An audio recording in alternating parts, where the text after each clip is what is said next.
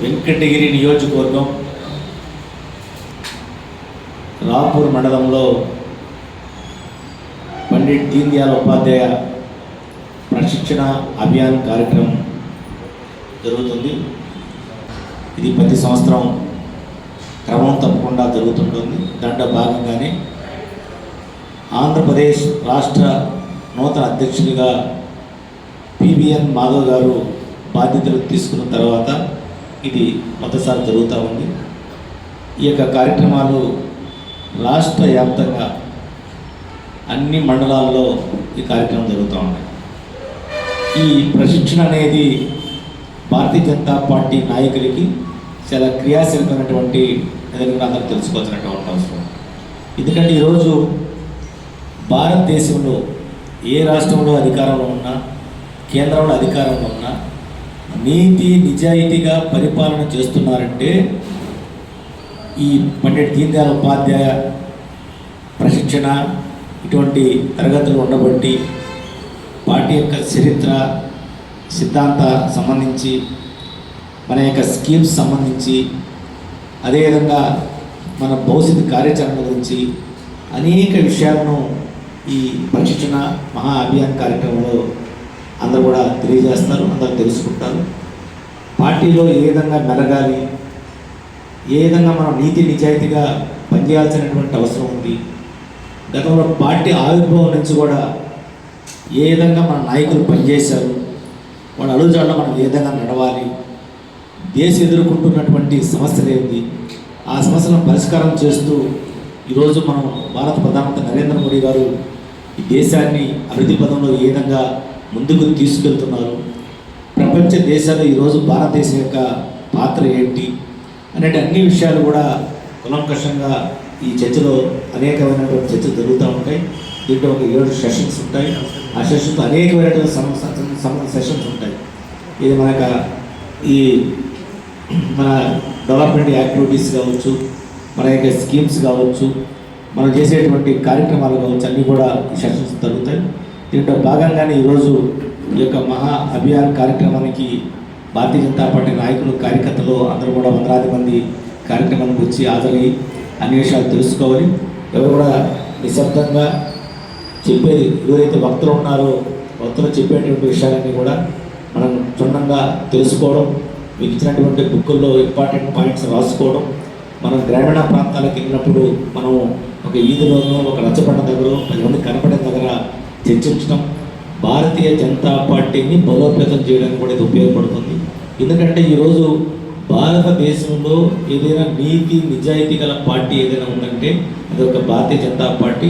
అది ఎవరైనా చెప్తారు, సామాన్య ప్రజలైనా చెప్తారు, ఏ పార్టీ లీడర్ అనేది కూడా చెప్పేటువంటి పరిస్థితి. ఎందుకంటే ఏ అధికారి దగ్గరికి వెళ్ళినా, ఏ పోలీస్ స్టేషన్కో, ఎంఆర్ ఆఫీస్కో, ఆర్టీఓ ఆఫీస్కో, కలెక్టర్ ఆఫీస్కి ఎక్కడికి వెళ్ళినా అధికారులు చెప్తారు. ఏమైనా చిన్న పొరపాటు చేస్తే అది భారతీయ జనతా పార్టీ నాయకులు చేసేది కాదనేటువంటి విషయం అందరికీ వాళ్ళు చెప్తూ ఉంటారు. అందుకని ఉదాహరణగా భారతీయ జనతా పార్టీని తీసుకుంటారు. కాబట్టి మనం కూడా ఇన్ని కూడా తెలుసుకొని నీతి నిజాయితీగా పనిచేస్తూ మన ప్రాంతంలో ఏదైతే పేద బడుగు బలహీన వర్గ ప్రజలు ఉన్నారో వాళ్ళందరూ కూడా ఈ యొక్క స్కీమ్స్ అన్ని కూడా అందజేసి వాళ్ళందరూ కూడా అభివృద్ధి పథంలో ముందుకు తీసుకెళ్ళి రాబోయేటువంటి 2047 నాటికి భారతదేశం వికసిత్ భారత్గా సంకల్పం తీసుకోవడం. వికసిత్ భారత్గా మనం సాధించినట్లయితే ప్రపంచంలో భారతదేశం నెంబర్ 1 అయ్యేటువంటి అవకాశం ఉంది. ఇప్పటికే ఆ అడుగులు ముందుకు పడుతూ ఉన్నాయి. మీకు అందరికీ తెలిసినటువంటి విషయం.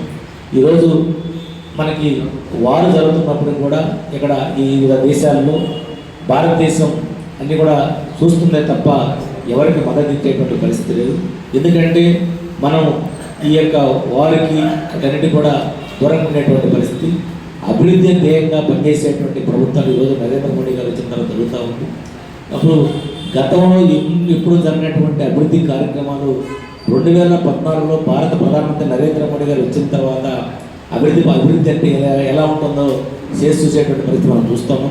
మనం నేషనల్ హైవేస్ కనెక్టివిటీస్ కావచ్చు, అదేవిధంగా రైల్వే కనెక్టివిటీస్ కావచ్చు, టెలిఫోన్ కనెక్టివిటీ కావచ్చు, అదేవిధంగా అనేక రంగాల్లో ఈరోజు భారతీయ జనతా పార్టీ వచ్చిన తర్వాత మెరుగైనటువంటి ఫలితాలు మనం చూస్తూ ఉన్నాం. అదేవిధంగా స్వచ్ఛ భారత్ అభియాన కార్యక్రమం గుండా మరుగుదొడ్ల నిర్మాణం కోసం 15,000 రూపాయలు డబ్బులు ఇచ్చి మీరు మరుగుదొడ్లు కట్టుకోండి, మరుగుదొడ్లు ఉపయోగించుకోండి అని చెప్పినటువంటి ఏకైక భారత ప్రధానమంత్రి నరేంద్ర మోడీ చెప్పి మనందరూ కూడా గుర్తుంచుకోవాల్సినటువంటి అవసరం ఉంది. అదేవిధంగా పిఎంఈజీపీ ప్రధానమంత్రి ఎంప్లాయ్మెంట్ జనరేషన్ ప్రోగ్రామ్ గుండా సామాన్య ప్రజలకు ఎస్సీ, ఎస్టీ, బీసీ, మైనార్టీ అందరూ కూడా గుర్తింపు చేస్తూ దాదాపు 40% నుంచి 30%, 20% వాళ్ళకి సబ్సిడీలు ఇచ్చి మీరు సొంతంగా పరిశ్రమను ఏర్పాటు చేసుకోండి, మీరు సొసైటీతో మీరు డెవలప్ అయ్యి 10 మందికి ఉద్యోగ అవకాశాలు కల్పించే విధంగా మీరు తయారీ అని చెప్పినటువంటి ఏకైక ప్రధాని భారత ప్రధాని నరేంద్ర మోడీ చెప్పి అందరూ గుర్తించుకోవాల్సినటువంటి అవసరం ఉంది. అదేవిధంగా నేషనల్ లైఫ్ స్టాక్ మిషన్ కూడా 50% సబ్సిడీ ఇచ్చేటువంటి పరిస్థితి మనం చూస్తూ ఉన్నాం. అదేవిధంగా ప్రధానమంత్రి గరీబ్ కళ్యాణ్ యోజన పథకం కింద మనకి 5 కేజీల బియ్యం ఇచ్చి దాదాపు 2000 నుంచి అది కొనసాగుతుంది. దాదాపు 2029 వరకు కూడా దాన్ని కొనసాగించారు. ఇదంతా ఎవరైతే పేద బడుగు బలహీన ప్రజలు ఉన్నారో ఎవరు కూడా ఆహారం కోసం ఇబ్బంది పడకూడదనే ఉద్దేశంతో ప్రధానమంత్రి గరీబ్ కళ్యాణ్ యోజన పథకం కింద మనం ఫ్రీగా దీవించేటువంటి కార్యక్రమాన్ని శ్రీకారం భారత ప్రధానమంత్రి నరేంద్ర మోడీ గారు. అదేవిధంగా కిసాన్ సమ్మాన్ నిధి రైతాంగానికి మనకు అండగా ఉండాలనేటువంటి ఉద్దేశంతో 3 సార్లుగా 2,000 రూపాయలు మన కిసాన్ సమ్మాన్ నిధి ఏర్పాటు చేసి ఇది రైతాంగానికి అందించేటువంటి పరిస్థితి మనం చూస్తూ ఉన్నారు. అదేవిధంగా ప్రధానమంత్రి ఉజ్వల యోజన పథకం కింద ఎవరైతే మహిళలు ఉన్నారో వాళ్ళందరూ కూడా అనారోగ్యం పాల్పడకూడదు అనేటువంటి ఉద్దేశంతోనే ఈరోజు ప్రధానమంత్రి ఉజ్వల యోజన పథకం కింద 11 కోట్ల పైన కనెక్షన్ ఇచ్చినటువంటి ఘనత మన భారత ప్రధానమంత్రి నరేంద్ర మోడీ గారు దక్కుతుంది. దాంట్లో భాగంగానే వెంకటగిరి నియోజకవర్గంలో 18,730 గ్యాస్ కనెక్షన్ను 2016 మే నెల 1వ తారీఖు నుంచి ఇప్పుడు వరకు ఇచ్చారంటే భారతీయ జనతా పార్టీ నాయకులు వెంకటగిరి నియోజకవర్గంలో ఏ విధంగా పనిచేస్తున్నారో మనం అర్థం చేసుకోవాల్సినటువంటి అవసరం ఉంది. ఈరోజు ఆంధ్రప్రదేశ్ వైపు కూడా చూస్తే వెంకటగిరి నియోజకవర్గంలో ప్రధానమంత్రి ఉజ్వల కింద ఇచ్చినటువంటి గ్యాస్ కనెక్షన్లు ఏ నియోజకవర్గంలో కూడా ఇవ్వలేదని కూడా ఈ సందర్భంగా మీ అందరూ కూడా నేను గుర్తు చేస్తున్నానని చెప్పి ఈ సందర్భంగా తెలియజేస్తా ఉన్నాను. అది సామాన్య విషయం కాదు. ఎక్కడైతే ఎస్సీ, ఎస్టీ, బీసీ, మైనార్టీ కాలనీలు ఉన్నాయో మేము కూడా విపరీతంగా వాళ్ళ కాలనీలో పర్యటన చేసి అందరూ అవేర్నెస్ క్రియేట్ చేసి వాళ్ళందరి దగ్గర అప్లికేషన్ పెట్టించి ఏజెన్సీ దగ్గర ఫైట్ చేసి మరి వాళ్ళందరూ కూడా గ్యాస్ కనెక్షన్ ఇప్పించామని చెప్పి ఈ సందర్భంగా నేను సకాలంగా నేను తెలియజేస్తామని సోదరున్నారు. అదేవిధంగా పిఎంఈజీపీ, అదేవిధంగా జన్ధన్ అకౌంట్ గతంలో మీకు అందరికీ తెలుసు.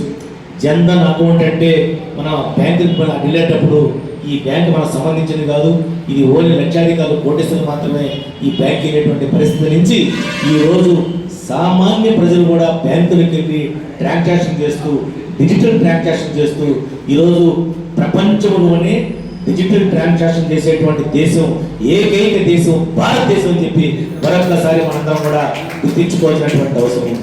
ఆ రోజు డిజిటల్ ట్రాన్సాక్షన్ అంటే కొన్ని ప్రతిపక్షాలు ఉన్నాయి, మన దేశంలో ఎంతమందికి అవగాహన ఉంటుంది, డిజిటల్ ట్రాన్సాక్షన్ సాధ్యమనేటువంటి పరిస్థితి నుంచి ఈరోజు ప్రతి ఒక్క సామాన్యులు కూడా ఈరోజు ఫోన్పే అనేకటువంటి ట్రాన్సాక్షన్స్ చేసేటువంటి పరిస్థితి ఈరోజు వచ్చిందంటే ఎంత విప్లవాత్మకమైన మార్పు తీసుకొచ్చారో మన భారత ప్రధానమంత్రి నరేంద్ర మోడీ గారిని ఈ సందర్భంగా మనందరం కూడా ప్రత్యేక అభినందనలు ధన్యవాదాలు తెలియజేస్తున్నాను. ఎందుకంటే అనేక కార్యక్రమాలు ఈరోజు సామాన్య ప్రజల్లోకి వెళ్తూ ఉన్నాయి.